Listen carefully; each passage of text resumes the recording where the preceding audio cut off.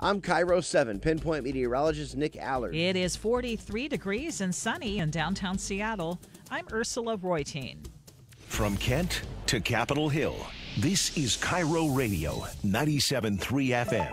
News and talk, powered by the Pacific Northwest. The Dori Monson Show on KIRO Radio. This is The Big Lead. Coming to you from the Carter Subaru studio and streaming on Facebook Live. Welcome. Welcome to The Big Show. Seahawks are on a roll. We're going to give away Seahawk tickets today.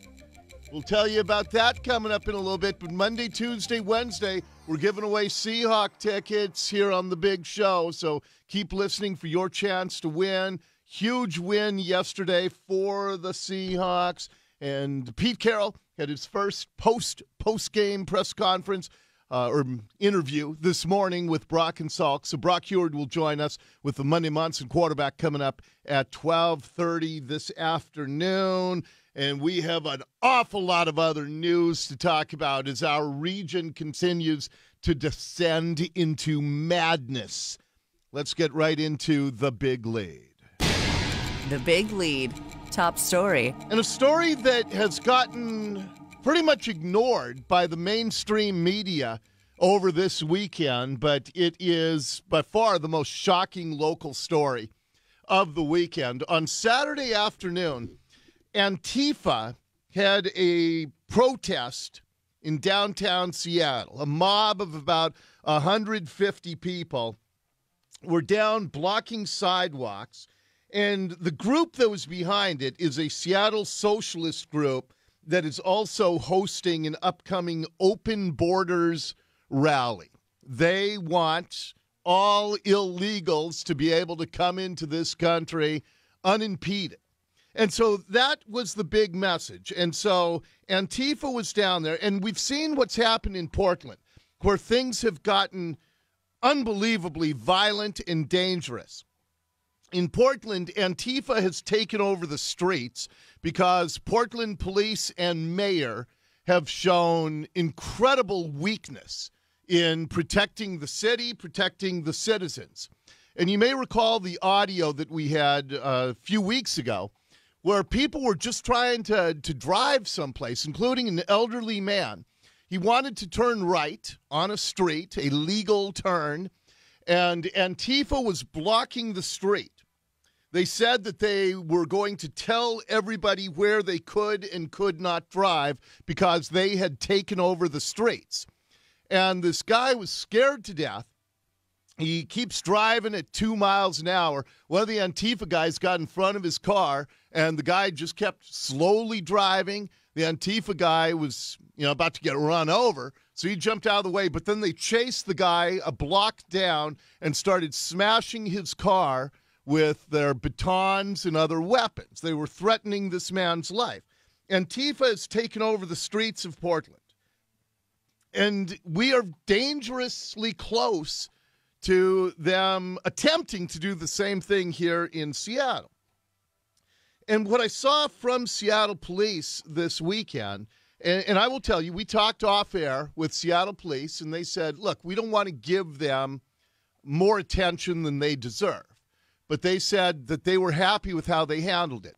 But there's this one guy who's based in Portland who has chronicled a lot of Antifa's overtaking the streets down there. His name is Andy Ngo. And he has a YouTube channel, and he will go down and just record these Antifa mobs and the violent language and rhetoric that they use. Well, at one point on 4th Avenue in Seattle on Saturday, Antifa had blocked off a sidewalk.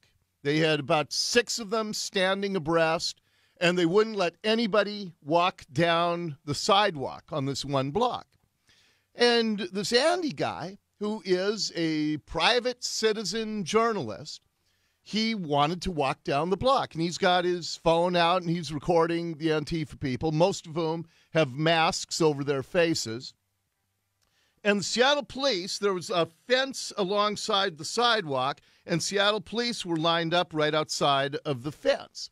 And Andy repeatedly asked him, can I walk down this sidewalk? And I'll play you that audio in just a moment here. But here are some of the things that Antifa was yelling. And this was, again, their motivation is open borders, let the illegals into this country, and they hate Trump. Say it loud, say it clear, refugees are welcome here. Say it loud, say it clear, refugees are welcome here. All day, all night. Shut down the alt-right. Okay, so that was their chant that was going on. Nazis go home, Nazis go home, Nazis go home, Nazis go home, Nazis go home. Okay, so this Andy Ngo, he wanted to walk down the sidewalk, and a guy came up to him and said, "I can see by your eyes that you're of Asian descent." And from there, see in your eyes that you got some Asian descent. Check your history. Your history shows you that you can't trust your enemy, but that you're using your enemy against us. Spying. Yeah, because it's coming. It's coming. I'm bringing the energy. That's why they keep checking on you. You understand? Because they want to know. Because I'm known to do this for real. Because some of us didn't really come to talk. Some of us really come to die, dude. Okay, some of us didn't come to talk. Some of us came to die. Now, I will also tell you that several of the Antifa people were armed with automatic weapons. They had AR-15s, and they're standing there blocking the sidewalk from private citizens of this city with, I mean, they're standing there like a militia. And is that illegal? No. But if you are impeding other people being able to walk down the sidewalk, and Seattle police are watching all of that, but this guy is telling Andy that he's going to die if he records Antifa. I mean, that sounds to be the threat here. Are you willing to die for a YouTube? Yeah, but that's what's going to come, man. Death is coming to you, dude. Death is coming to you, dude. Are you willing to die for your YouTube stuff?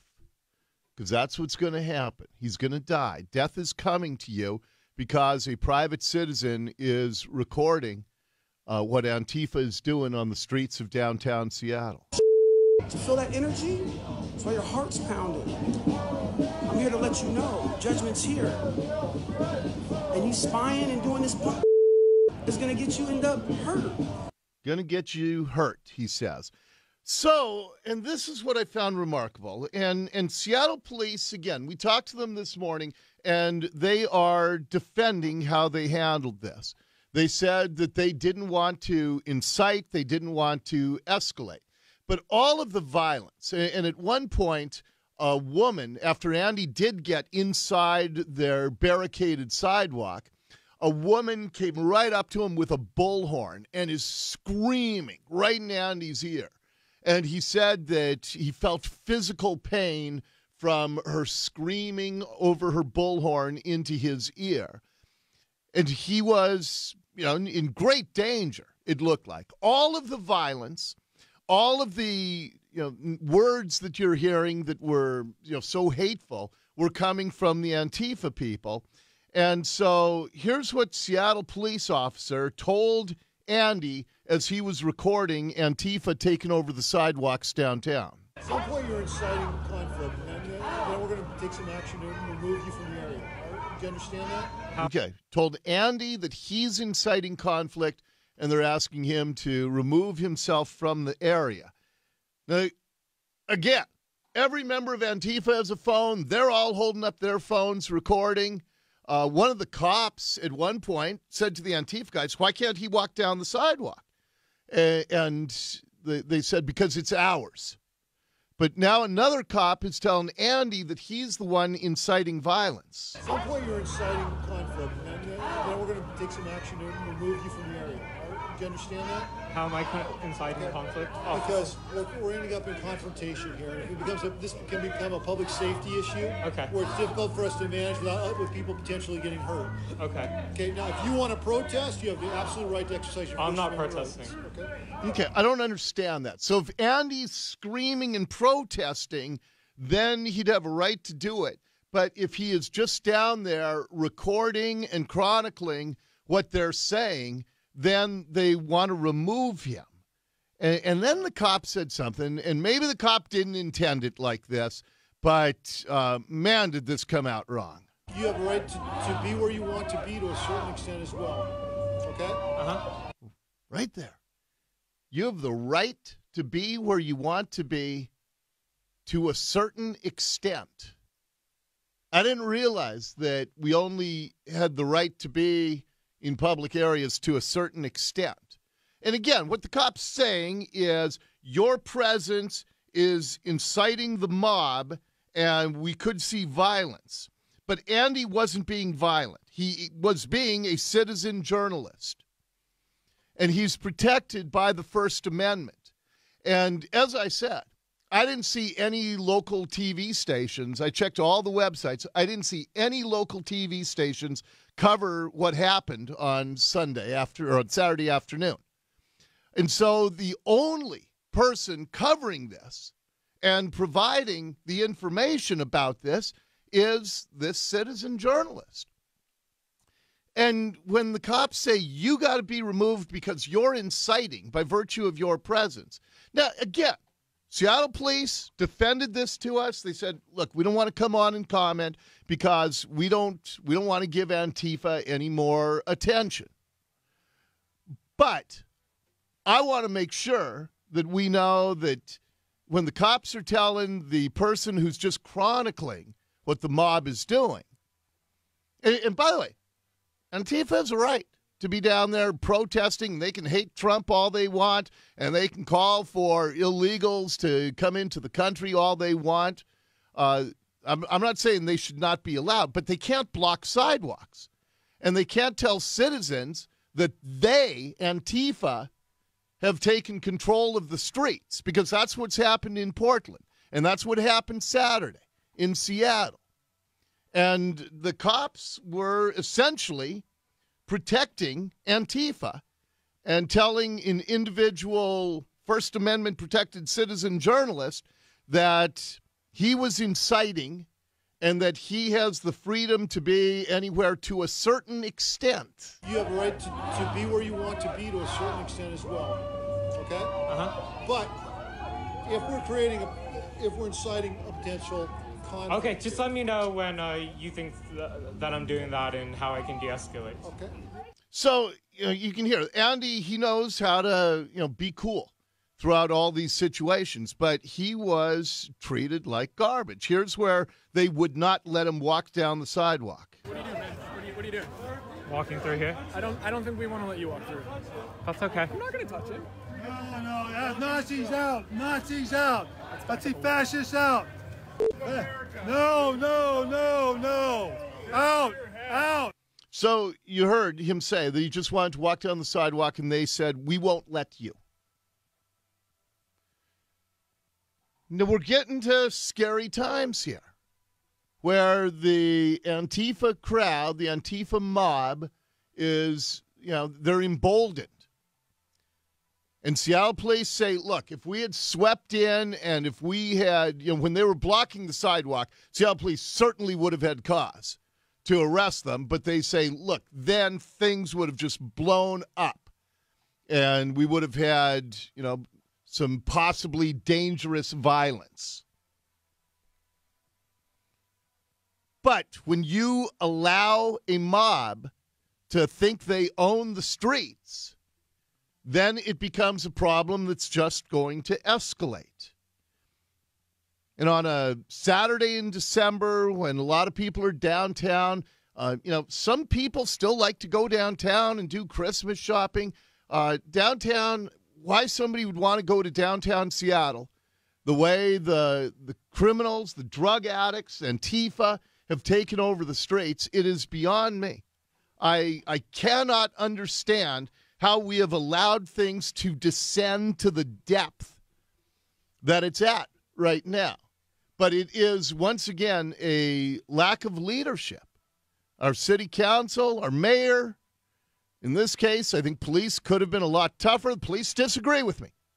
The cops say if we had been tougher, things would have gotten violent, and we would have had a much more dangerous scene on our hands. And I accept that. I respect that that's their position. But I also find it incredibly troubling when you have a mob of people who, whose cause is driven by the Socialist Party. And that's the organizer. They want illegals to come unfettered into this country, and they hate President Trump. They despise President Trump. So they stand out there on a Saturday afternoon in downtown Seattle screaming expletives about the president. It's one way to spend a Saturday, I guess. But we are in danger of losing control of this city. The drug addicts have escalated crime to a shocking level. Property crimes go unsolved, which is why we have the worst property crime of any major city in the United States. Antifa sees that this area is ripe for the picking, just as Portland has been, for them to just simply take over the streets. And at some point, sometime when they're blocking a street, as they did in Portland, somebody's going to be so upset by that there could be some real mayhem. And I think we should nip this in the bud before we get to that level. So I'm glad there are guys like Andy and Go out there. And again, I'm going to repeat, I support the right of Antifa or anybody else to march in public spaces. I mean, this was an unpermitted rally by them. But I support their free speech rights. Just because I disagree with having open borders and letting illegals across, that doesn't mean other people shouldn't be free to say that, if that's what they believe. But you cannot let mobs take over and close down sidewalks and streets. And if we continue to allow it to head in that direction, things are going to continue to get more and more dangerous on the streets of Seattle. That is your big lead for today. The Big Lead on KIRO Radio. But on a much lighter note, on Sunday, the Seahawks brought a lot of fun to the streets of downtown Seattle, and they looks almost inevitable that they're marching to the playoffs. Pete Carroll talked with Brock Heward and Mike Salk this morning, and we'll recap that with Brock, the Monday Monson quarterback, coming up next here on the Dori Monson Show.